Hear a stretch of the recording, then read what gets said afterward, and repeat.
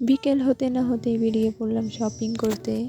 আমার সাথে যে পিচ্চিটিকে দেখতে পাচ্ছেন সে হচ্ছে আমার বোনের মেয়ে, আমার বড় বোনের মেয়ে মাইমুনা। তারপর আমরা একটি সিএনজি নিয়েছি। সিএনজিতে ছিল আমার আম্মু, আমি, আমার ভাগ্নি, আমার ভাইয়া।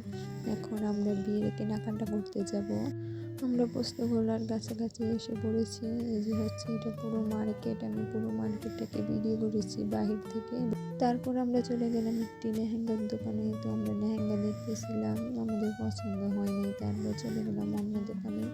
এখান থেকে একটা শাড়ি নিয়েছি শুধু। অন্য দোকান থেকে আমরা কিউট একটা লেহেঙ্গা কিনেছি, অনেক সুন্দর, বউকে খুব মানাবে। দেখুন আমাদের কেনাকাটা শেষে আমরা বাড়ি ফিরছি। সবাই বলবেন কেমন হয়েছে, সবাই সাপোর্ট করবেন।